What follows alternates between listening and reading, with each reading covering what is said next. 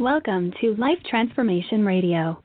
This show is all about life transformations and our journey from where we were to why we are doing what we are doing today. We will discuss the hiccups, the roller coasters, and the blood, sweat, and tears that has been poured out while discovering our purpose. It is all about our transformations. Here is your host, Sean Douglas. Welcome to Life Transformation Radio. I am your host, Master Resilience Implementer, TEDx speaker, performance enhancement expert, and author, Sean Douglas. I want to welcome all of our listeners who are listening from wherever you are. This show is heard in over 30 countries, and some of those are the U.S., India, Canada, France, Australia, and Panama. So I want to thank you to those who are listening from around the world. Life Transformation Radio is all about our transformations. Here, we tell the stories of why we're doing what we're doing. We highlight that transformational moment that changed our lives and how we are using these to help transform others and elevate their lives.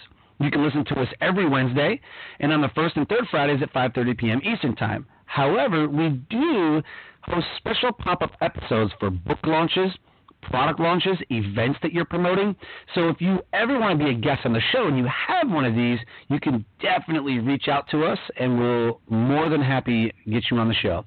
You can email me at Sean, S-E-A-N, at thesuccesscore, core C-O-R-P-S, Sean at thesuccesscore.com, and send me an email. I'd love to hear from you. On the show are impactful and amazing guests that are impacting everyone around them. And my guest today does exactly that. If you have any questions for any of the guests, we are broadcasting live, so you can call us in at 657-383-1109. Again, the number is 657-383-1109. We are live if you're catching us on that Wednesday or the special episode, so I'd love to hear from you. If you have any questions for myself or the guests, please call in. So I want you to help me welcome to the show, Bob Roitblat. What is up, buddy? I am just hanging out, eager to talk to you about transforming my life. Man, I am super pumped. pumped. Help me with? Yeah, I'm so pumped to have you on the show, man. We met in San Diego at New Media Summit, and, man, I was just blown away at your story and some of the things that you've accomplished in your life. So, man, if you're ready to get started, I am ready. All right, rock and roll. All right. The title of this show is Building and Leading a Winning Business with Bob Roitblat. Bob is a 12-time founder and CEO with 30-plus years of experience. He also has a deep experience consulting with enterprises across a range of industries, including high-tech, distribution, construction, manufacturing, NGO, and professional services. Bob uses his experience as both a CEO and a competitive sailor to draw parallels between building and leading a winning race team and building and leading a winning business. Bob helps leaders develop skills that are effective whether the seas are calm or the storms are raging. Yacht racing, he says, is the perfect metaphor for business success. Businesses, like race boats, require leadership, teamwork, and rapid ideation and decision-making to be successful. Miles from land, you have only those resources you brought with you and your knowledge of the environment and your competition to eke out as much advantage as you can in a dynamic environment. Audiences easily connect with Bob because of his thought-provoking stories, examples, and humor. If you want to connect with Bob, all the social media links are in the show notes. You can catch him on LinkedIn, Twitter, Facebook, his author page on Amazon, and he's got a YouTube channel. And you can catch him at all of those with Bob Roitblat in the back. So LinkedIn/Bob Roitblat, Twitter, Facebook, Amazon. Gotta get with this guy. He is super, super amazing and will rock your world. So Bob, I gotta ask you, like 12-time founder, like that's incredible. What kind of businesses did you find or build? Well, all the companies are all high-tech related. They may not seem to make sense together until I tell the whole story, but I had a computer products distribution company. I had a wireless internet company, a computer software training company. I and a group of other people started 7 outpatient imaging centers, MR scanners, CT scanners. All use high tech in some way to be very high touch. Right. 12 So the first businesses just mean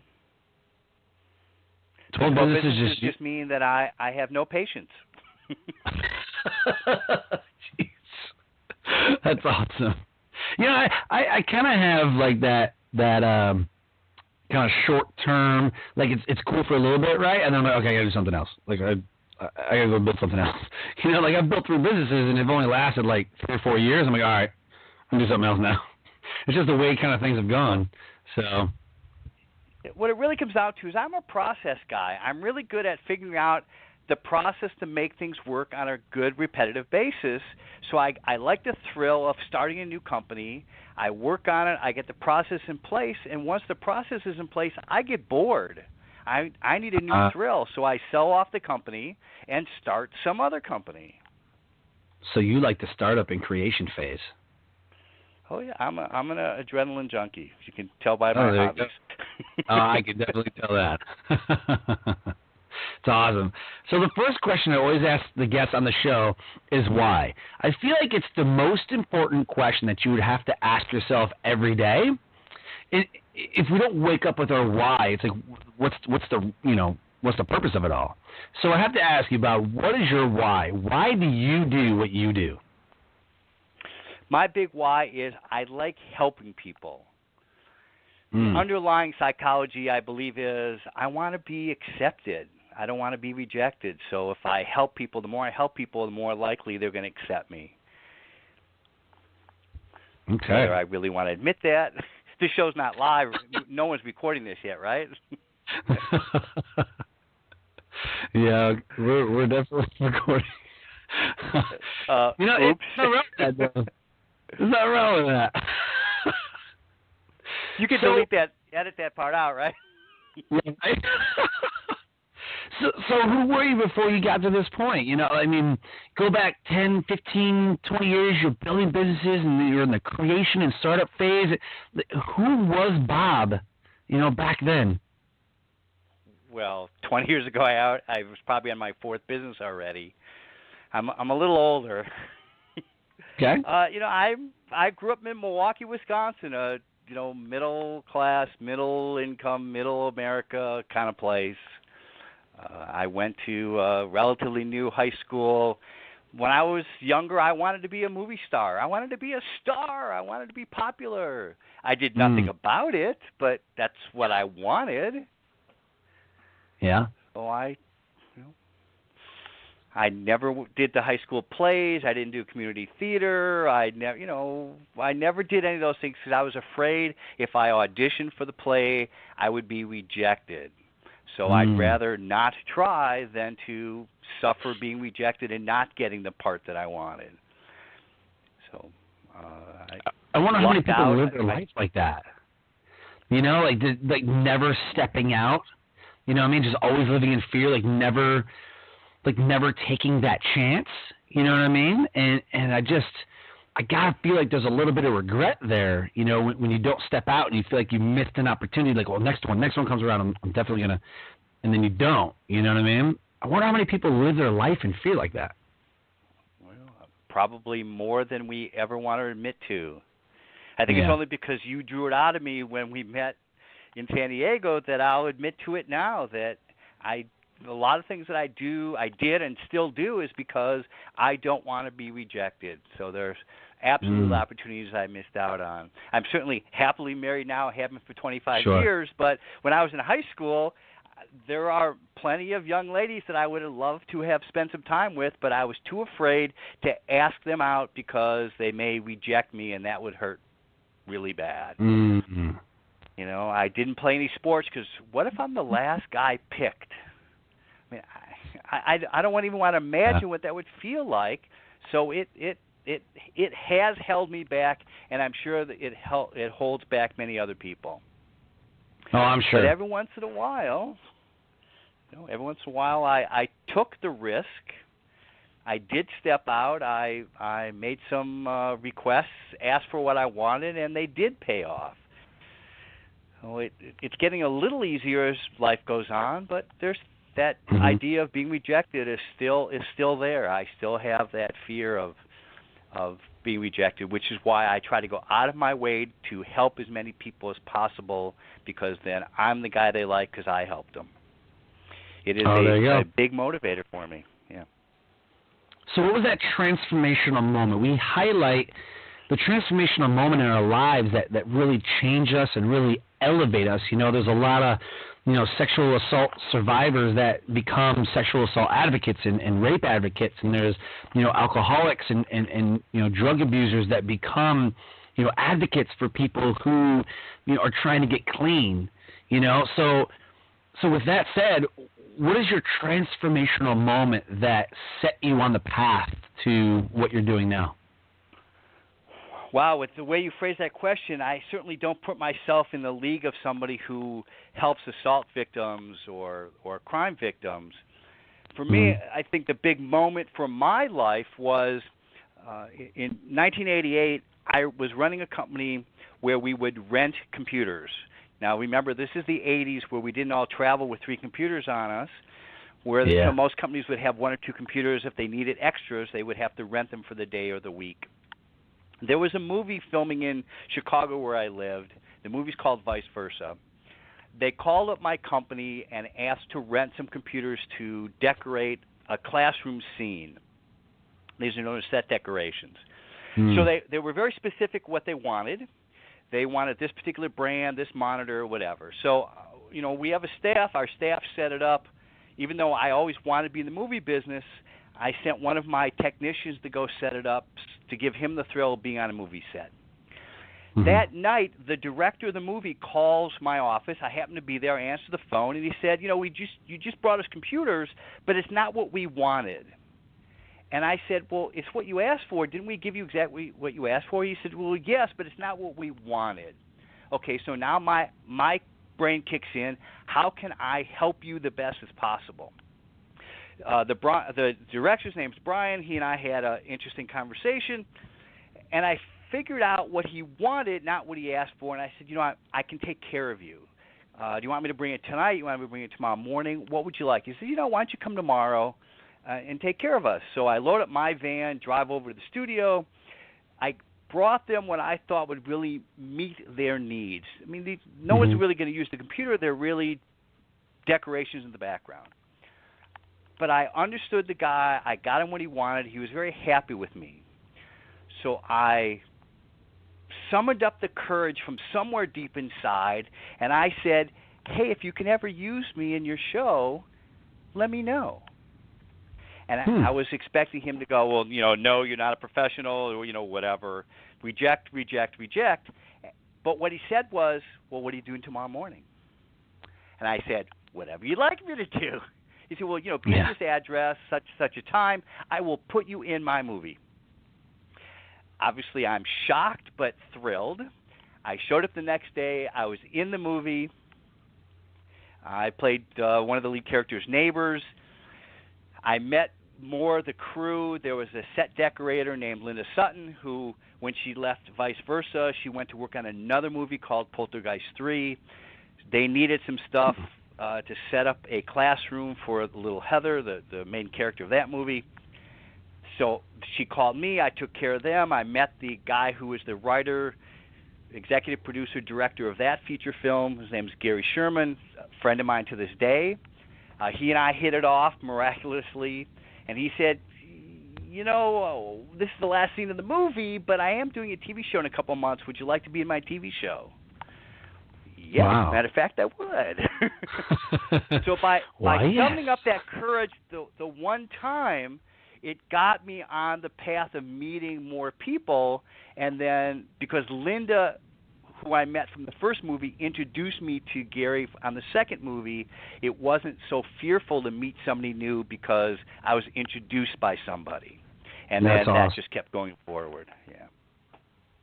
So, I mean, you literally, something as simple as just ask, like, hey, man, do you need anybody else? Or you just ask. It may be a simple question, but summoning up the courage to ask that question and facing that fear of rejection wasn't so simple. Right. Yeah, that's true. Wow. Yeah. So you were on the TV show and you were in the movies? I've been in 60 television episodes and feature films, yes. Wow. Because one person introduced me to the next, who introduced me to the next. And that worked for me because it wasn't just a cold audition. I've been in 60 of these shows or movies. I've only auditioned 5 times. Auditioning is another good way to be rejected.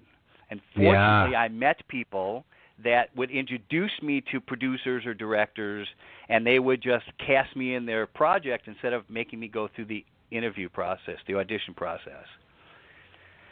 Oh, wow. So 2 big things here. I auditioned for a television show, one of the few times I auditioned, because a friend of mine was on the crew.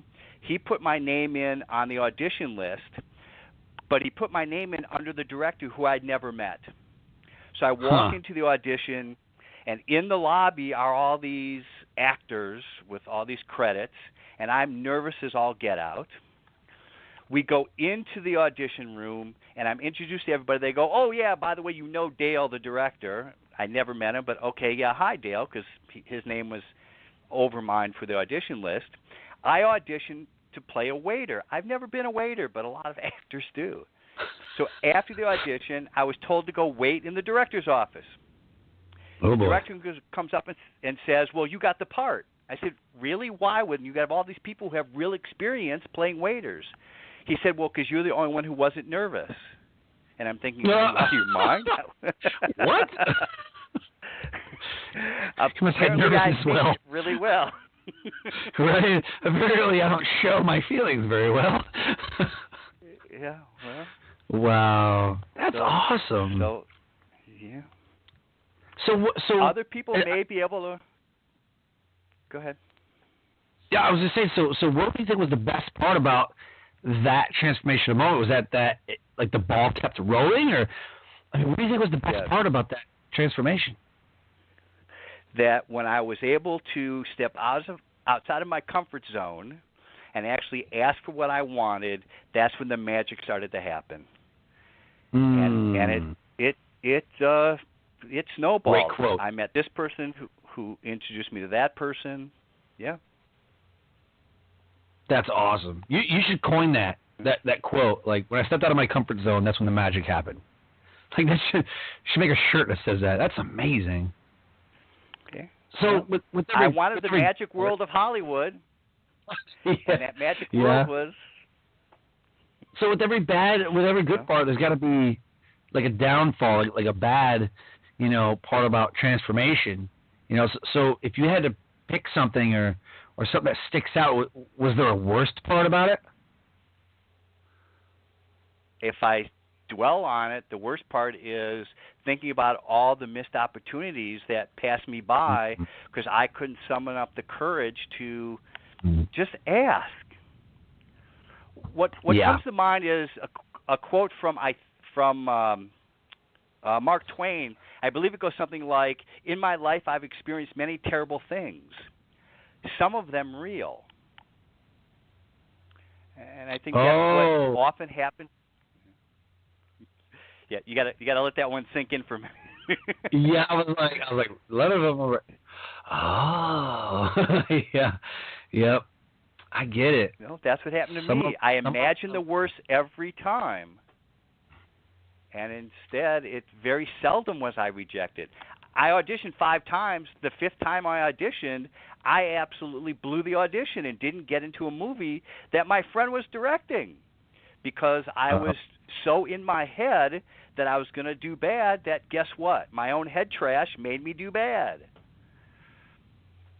I get that way every time my wife texts me. Like, she'll text me, like, we need to talk. I'm like, oh, God, what happened? Oh, God, the kids, like, what did I do? And she's like, hey, so what do you think about what do you want to eat for dinner tonight? Like, oh, my God, like, you sent me, like, this encrypted text. She's like, I literally just said, like, we just need to talk. I'm like, yeah, but when you say we need to talk, you're like this major thing. She goes, no, that's what you mean. That's not what I mean. That's what you mean. I'm like, well, I mean, yeah, because when I say I need to talk, she goes, yeah, but if I need to talk to you, like, I'm just letting you know that we have something to talk about. I'm like, Yeah. So like I My do it to friend myself. Mickey calls that like, head trash. yeah. I do this. Oh my gosh, I do the same thing every time. Or like ... texts. Like to me, like if you ... like I need to talk to you now ... He's like, whoa, oh my god, like I'll call somebody. Like my boss will do that, right? Like I got a military boss that I work for, and he does that all because he knows it bugs me. And it'd be something stupid like I need to see you in my office ...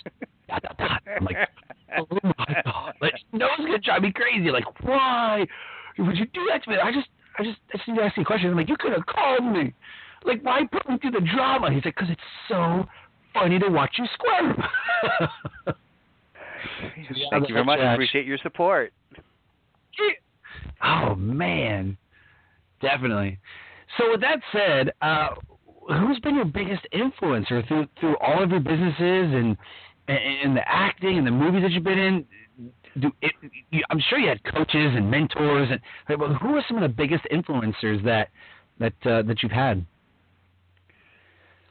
My father, certainly. I remember when I was probably a preteen, I liked working on cars, and my dad said, well, if you're going to work on cars, why not at least work on Rolls Royces? If you're going to do it, go to whatever the top of the field is.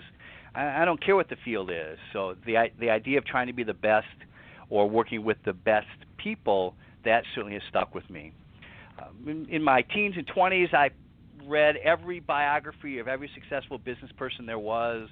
I wanted to figure out what they did, what's the secret sauce, how they were able to face their challenges.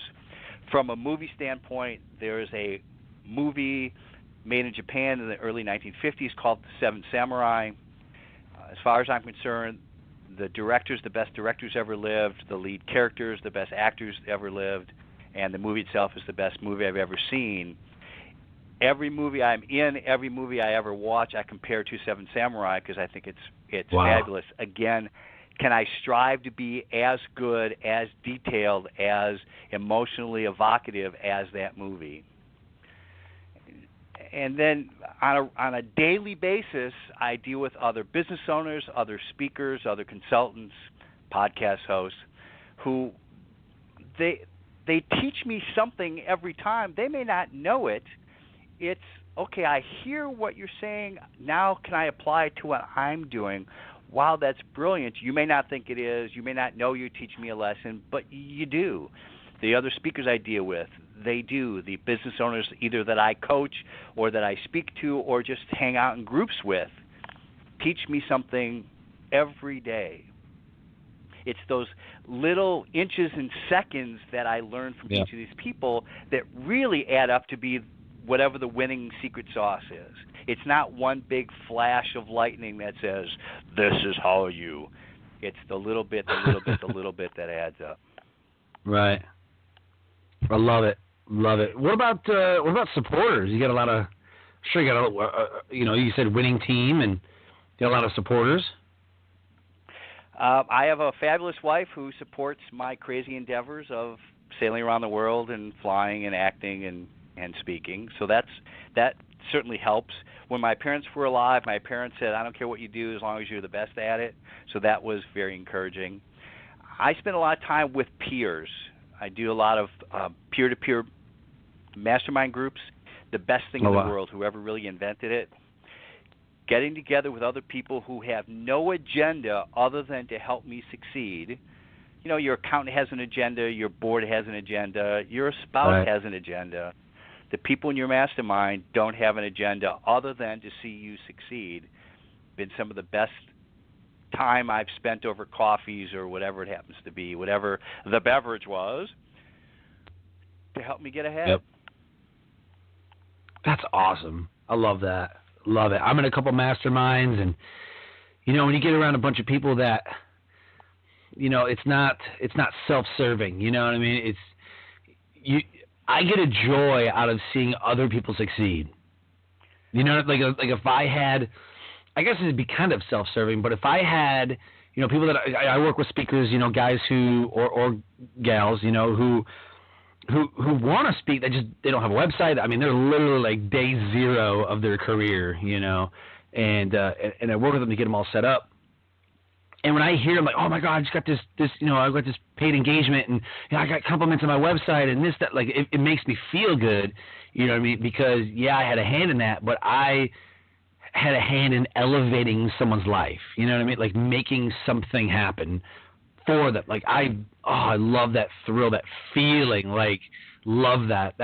Yep. And you're Absolutely. paying back all those people who helped you, but you're paying it back by paying it forward. You pass along the help you got to the next person, the next round, the next generation, whatever it happens to be.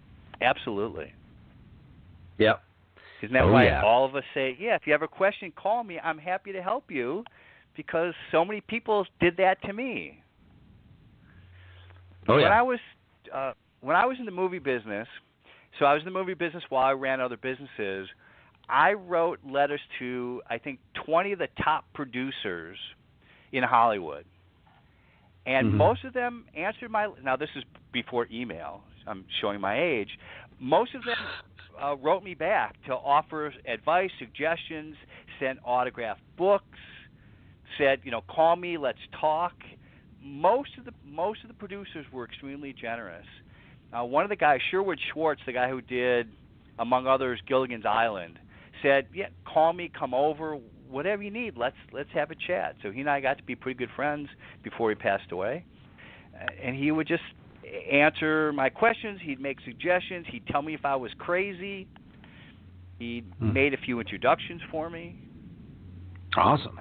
But again, I was willing to hide behind a letter, and at least I didn't see the rejection face to face, but I sent the letter, and most people just responded. It's great. I love it. No, absolutely. And now when people ask me, I say, great, let's set up a phone call. And I'm happy to give you my perspective, my input. Yep. Yeah, I agree with that. So how does one build and lead a winning business? Is there some kind of formula? How do I know if I'm building a winning business? If you're doing a startup, most startups fail because their product, their service, doesn't actually fill the need of a customer.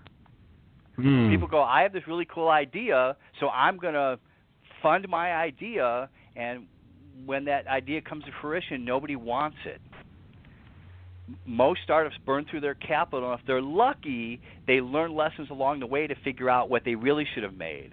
So if you want to be successful, start by gaining insight into what your customers really need, what they really desire, and what they can afford to buy.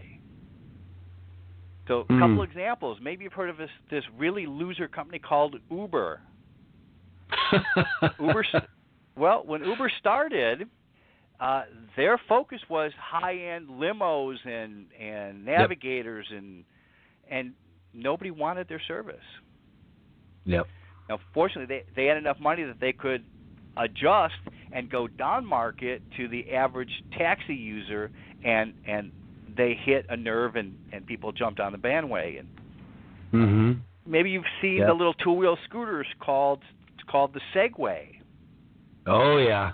The guy who invented the Segway, Dean Kamen, said they were going to sell 10,000 units a week. The company's been around for 16 years. They sell on average 85 units a week. Wow. Who wants a $4,000 scooter? Yeah. But he didn't understand the customers. He thought everybody was going to get one to go, walk to or commute to work on a Segway. The mall security, some tour companies found that they made sense, but most people, they don't. So if you want to be successful, start with gaining insight into what people really want and what they can afford to pay. Yep, absolutely. How does that equate to your race team?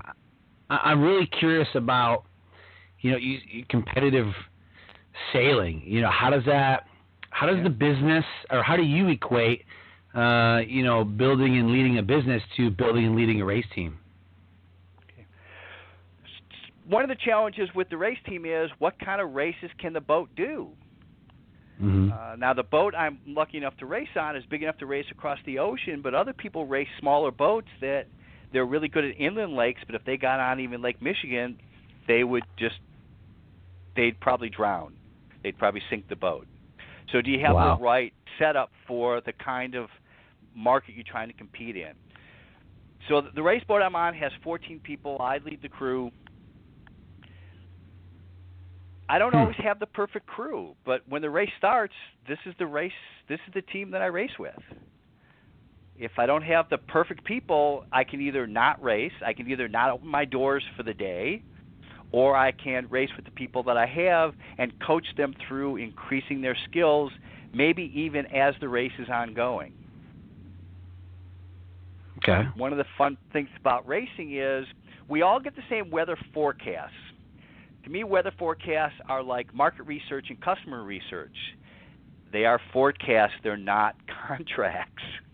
Right. So just because the forecast says the wind's going to be 20 knots from 180 degrees doesn't mean that's what it's going to be. That means that's what it's forecast to be.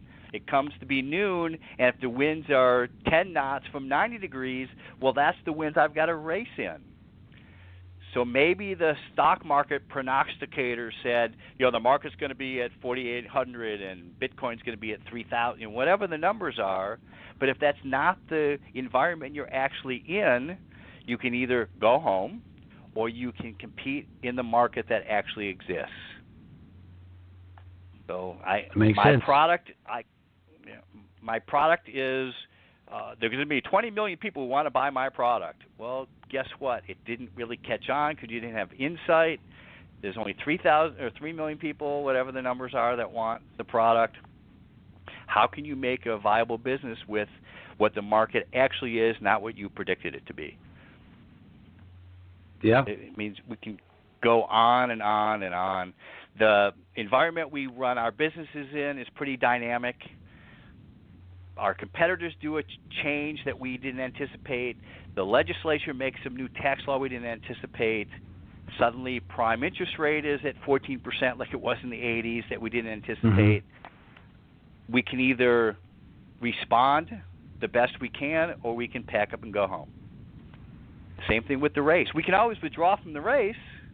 Yeah. But if you withdraw, you can't win. If you shut down your business, you can't really make a profit. So that's why we keep having parallels between the two. The other fun part about racing is with 14 people on the boat, each person has a different job. Now, I may be able to do the other guy's job, but he's likely to do it better than me. So I need to be in my position. He or her needs to be in their position and doing the best they can. It's collectively the boat crosses the finish line. If we have one superstar on the boat, they're not going to cross the finish line any faster than the entire boat's going to cross. So how can each person do what they need to do?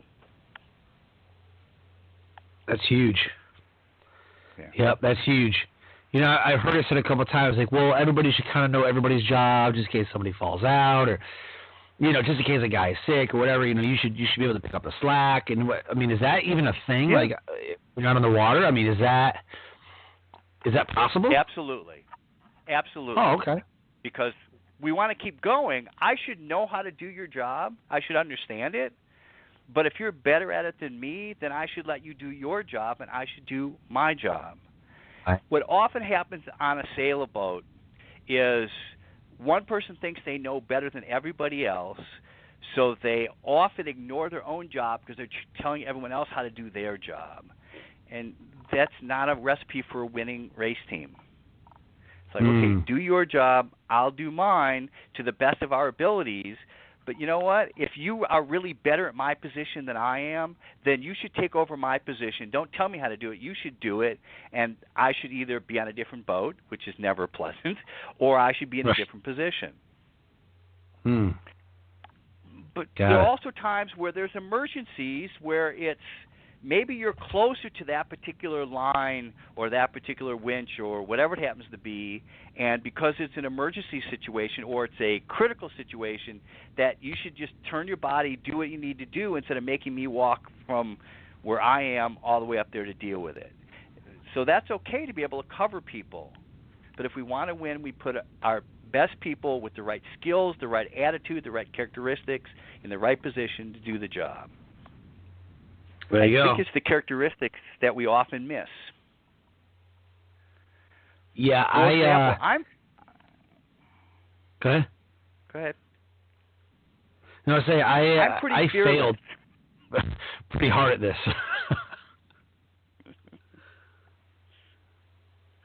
Okay. Well, I'm pretty fearless. So the front of a boat, I race on a 70-foot boat. In big waves, the bow of the boat could be underwater or it could be 12 foot off the water. Mm-hmm. So to go to the bow of the boat, the front of the boat, you've got to be comfortable with that much motion and being that far off the water. I remember being on a boat years earlier where the water was pretty choppy, and there was a guy on the boat who was supposed to assist at the bow. He wasn't the bow person, but he was supposed to assist. And the boat was bouncing so much he wouldn't go forward to help out with what he was supposed to help out with. Oh, wow. So instead of coming up and doing his job, I had to do the whole thing myself. Now, we typically sail in shifts, so half the crew's sleeping while the other half is racing at night. The other shift did something and somehow twisted up the sail. It was dark. I couldn't figure it out, so I had to spend a lot of time on my knees at the front of the boat. But I'm up there, and I would be nice to have help. I didn't get any help, but I eventually figured it out. Did that guy ever race with me again? No, because he didn't have the right characteristics. He had the skill set, but he didn't have the necessary fearlessness to come up and do it. Right. It sounds like I'm better dealing with boats and with people, and maybe that's true. You know, I was a drill instructor for basic training, and I was like second flight in. I'm kind of just flopping around. I'm like, God, like I gotta figure this out. Like this is not working. Whatever I'm doing, I could feel it, right? And I got one of my teammates come in, and he looks at me. He's like, dude, he's like, what are you doing? Like, what are you talking about? Like, dude, you're in basic training. You got to make a bed. You got to align things. You got to make sure everything's tight, neat, and wrinkle free. You got to, everything's flush. Everything has a reason. And when he looks at me, he's like, dude, you have this dude who's like 6'4", aligning shoes, and you got a person standing on a chair, aligning beds, and they have glasses. Like, yeah. He's like, do you see a problem with this? The tall dude should be aligning beds, and the glasses person shouldn't be aligning anything. Like, oh. I mean, you do this, you do this, you do that. Like, the whole characteristics and strengths that I was lost. I didn't even know that was a thing, And then he's like, look around your dorm. Like, see them struggling in their jobs? Like, one guy's having to do this way and this, like, it's not working. So he's like, here's what you need to do. And he, like, rearranged everything. He's like, you do this job, you do this job. Like, and he looked at their strengths, and then almost immediately everything started jiving, everything started going much faster, and everybody was happier. I was like, oh. I had one kid come up to me. He's like, hey, I used to be I think he was almost 30. He said, hey, I used to be a janitor, at a high school, and one of my things that I used to do is I used to run the boiler, like the furnace and all that stuff. He's like, I noticed you have some vents that need to be cleaned out, but it doesn't like they're cleaned out. I was like, get away from me, like, who are you to tell me? I mean, I was so self-absorbed in my own, like, I'm the instructor. I didn't listen, and then after about 6 months, 8 months, I started learning. I said, okay, I need to listen to that. Like, they're on the ground. Like, I need to listen to that and get out of my own way. I never really could lead anything until I got out of my own way. And after that, it was, smooth sailing, I guess I say, right? Yeah. Great example. That's best attribute of a leader is to let people do their job. If they need your support, then you give support. But if they're doing well, get the hell out of the way. Yep. I remember we were doing a race. We're doing a race one night, and the winds, there was a storm that came across the boat. The winds were really picking up. So I asked for one of the big sails in the front to be brought down and a much smaller one put up, and the big sail wouldn't come down. Other people would stand at the back of the boat screaming at the people at the front of the boat actually doing the work. to do it faster, and I'm in the back of the boat saying, is there any doubt as to what I want? No, we know what you want. We just can't make it happen yet. I go, okay, well, let me know when it's done. And I just stood there. People looked at me in shock that I wasn't screaming at them. If screaming would help, I'm going to go up front. I'm going to scream at people, but they know what to do. They will figure it out. That's leadership. Keep your mouth shut. Let people do what they do well. Get out of their way. Yep. And literally, I mean, I just had to get out of my own way in order to make a way, in order to let, like, I was the one in the way preventing success. I thought I was like, well, you guys just suck. You don't even know what to do. And I always got these weird looks, you know what I mean? I'm like, don't look at me, like, look at the floor, you know. But, you know, once you get it figured out, you know, you're like, oh. And you can, I try to look at things through like a 10,000-foot lens. You know, when I make decisions, and I look like let me tell you, let me get way back. Let me step way back and really address and really let it sink in, you know, what is about to happen or what is happening or the ramifications or, you know, there's so much to think about. And I've made better decisions doing that. So trying to use your words, if you want a winning platoon, if you want a winning business, you get clarity on the what. What's the goal? What do you need to accomplish? And let the people with the best skills or the close proximity figure out the how. As the leader, I'm going to tell you what I want to accomplish. We're going to agree on the goals. Make it happen. If you're struggling, if you have questions, I'm happy to help you, but it's your job. You're up front. You're close to it. You know how to do it. Make it so. Now, maybe as a leader, in order to make that happen, I have to give them the appropriate education to make it happen. I have to, you know, bring in the outside trainers, whatever it happens to be. But standing back saying, do it and do it my way is a very interesting recipe for failure. Mm-hmm. And it was. This is what I want to have happen. Yeah. Yep, absolutely. So what do you enjoy most about what you do, whether it be on the boat or building, creating businesses? You know, what do you enjoy most about it? Watching other people succeed, watching the light bulbs go off in their head when they figure out that the secret move, the secret sauce, the key to unlock the mysteries, whatever cliches we want to use, that I was able to help them on their journey to discovery of, wow, this is how we can do X, Y, or Z. Yep, you can do it. So I get to live the thrill of starting the business, running the business vicariously through the other people that I get to help. Or if it's a client, seeing them actually accomplish their desired results, whatever that happens to be, because I was there to lend a hand, to lend suggestion, to lend support, whatever it happens to be. It's fun and fulfilling. I think that's key. You said fulfilling. I think that's key. Yeah. Yep.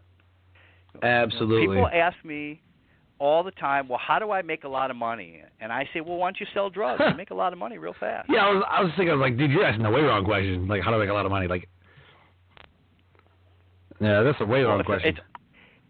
If all you care about is making money and nothing else is important, well, then sell drugs. It's a great retirement program. It's usually 6 feet underground pretty soon, or, you know, three meals a day and permanent vacation in the federal prison. You don't have to worry about being rejected because you're in solitary confinement. But if something else is important besides just making money, well, then let's talk about what makes sense for you, your attitude, your personality, your strengths, in order for you to make a living and help the world, help people get better value. Well, now we can have a real conversation. How do I make money? Well, work at the Mint. Then you can actually make money. Everyone else actually earns theirs. Right. Yeah. That's just Gary Vaynerchuk's like, dude, go to the dollar store, buy 5 things, and sell them on eBay. You know? Like, I literally watched a video the other day. Gary Vaynerchuk's like, everybody always asks me, how do I earn? How do I make money? It's like, dude, here's what you do. Go to the dollar store, buy 5 things, and sell them for $5 more than what you bought it for, you know, on eBay. Oh, look, you just made some money. I'm like, oh, my God. That's kind of funny. But there's a ton of ways to do it. I mean, go mow lawns. Go shovel snow. I mean, If you want it bad enough, you'll figure it out. Just but if you live in Southern California and all you own is shorts and flip-flops, shoveling snow may not be the best match for you. Right. Yeah, that's true. That's true. Yep. So what do you think was the best resource that you've used, during your transformational moments and on your journey? The minds of other people.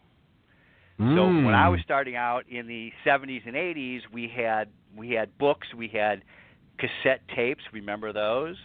Oh yeah. Now the idea that you can download a podcast for free and listen to the best minds in the world for free is mind-blowing. You know how much I had spent on cassette tapes and books, and the library doesn't carry the top business books. They carry the old, worn-out, middle-of-the-road stuff. So I had to go buy everything that I wanted. Now, I still buy a lot of books. There's no doubt about it. I still download MP3s, but podcasts are amazing because they're free, they're readily available. You put them on your phone, you drive, you listen to them at a high speed. Yeah. You have the greatest minds in the world. Man, I really do think that podcasting is, it's just a way that it's blown up in the past couple of years. I mean, I don't really listen to the radio anymore. I go to my phone, I type in my show. It's on Google Play, so I'll go to Google Play and I'll see if the shows are on there because it's easy. If you go to the Stitcher app or Spreaker or iTunes, anything. I mean, you can play. The podcast. I mean, I get in my car and I drive to speaking engagements, and we drove from North Carolina to Delaware. And, I listened to Grant Baldwin's Speaker Lab podcast, the whole way to the TED Talk was nothing but, Grant Baldwin. And my wife's really? This is what we're listening to. Really? I'm hey, I've got to focus. Okay, I'm learning. I get it, you want to listen to music and jam out and whatever, but that's not, I've trained my mind now that I don't even listen to music, while I'm driving. I'm listening to podcasts, and because I'm just a sponge now. And I don't want to waste an opportunity for me to learn something, to implement something. I might hear something and go, oh, that's the missing piece, and I never even knew that that's what I was missing. Yep. So you definitely podcasts that will allow you to do that. Maybe we call it just-in-time learning, because I go to iTunes. I have an iPhone. I use iTunes, and I type in some keywords of what I'm trying to figure out right now. It shows me the 3 or 5 or 7 podcasts that had some interview about that particular topic. I download those podcasts. I can whip through them pretty fast. Some are 5 minutes, some are an hour and a half, whatever it happens to be. And I get the part that I need right now and some other tidbits that I didn't expect, but they're related to my topic. And then tomorrow I'm going to give a talk on strategy, so I have downloaded this strategy podcast, and I listen to a couple just to get me in the right frame of mind, the right mood, maybe give a little keyword here or there. Absolutely. Yeah, we're so spoiled in this digital world that we have information, we have answers at our fingertips. The challenge we have with, say, Google, most people call Google a search engine. I think Google and podcasts and such are really answer engines. They'll answer questions that have already been asked. What they don't do is help us answer questions that have yet to be answered. Ooh. That's where we have to put our piece into it. Yep. If you have a new question that's never been answered, you're not going to find an answer. You have to create that answer, so you need the other building blocks to put the pieces, parts together. Maybe that's your next business you build. Well, one of the things I do in my workshops, I use a lot of Legos. So I have people build concepts using Lego bricks. So it reinforces the idea of we need this piece, we need that piece, we need that piece. New ideas don't normally come in a flash either. They're usually combinations of pieces, parts put together. So Legos are really good for representing that. I also found that when people are doing something with their hands, their brains are usually much more open to ideas. Yeah, wow. So what pieces, parts can we assemble? That's awesome. So with that said, where are you headed now? What kind of new adventures, new businesses, family? What are you doing today? I spend most of my time at the moment doing either keynotes or workshops talking about leadership and innovation. To me, leadership and innovation are two sides of the same coin. You can't be innovative if you're not leading. You can't lead if you're not being innovative. Will I start another business? Probably. I sold the last interest I had in the last of the other companies I started about 6 months ago. Mm-hmm. I've been just concentrating on speaking in workshops. But, that's awesome. I look at things going, that's a possibility. That's a possibility. And I'm sure one of these days I'll come up with another idea that I think will actually hit the marketplace the right way, will fill a need properly, that enough people want it and can afford it, that I'll start another company. Right. Awesome. I have. So as we close the show, this is the shameless plug moment. You can plug a friend, quote, websites, Facebook, your products, movies, whatever you want. You give a shout out to whoever you want. This is your moment to shamelessly plug whatever you want. Go. Oh, I'm not that way. I want people to like me. So the answer is, if you need to have better ideas, if you need to up your leadership skills, if you need to up your creativity, come to my website, www.roitblat.com. Get a hold of me, Twitter, email, whatever. Let's talk. Let's figure out how I can help you be a better you. That's my plug. Let me help you. Boom. I love it. So as we wrap up and close, can you deliver your best nugget of knowledge that will motivate, transcend, and inspire someone to take action? If you want to leave the ordinary world and enter the magical world, whatever that means for you, you got to get out of your comfort zone, because magic happens outside of your comfort zone. If it's worth doing, it's worth making the effort to get out of what you're used to and ask for what you want. The only way you're going to get it is by asking for it. Yeah, that's awesome. Absolutely, absolutely. So what is the call to action? We always leave the show with a call to action. So is that it? I mean, just ask the universe for it, or what is your call to action? Oh, I don't mean ask the universe. I mean figure out, first decide what it is you really want, that you really, really want. What are you passionate about? Then make a list, figure out who can help you attain whatever that is.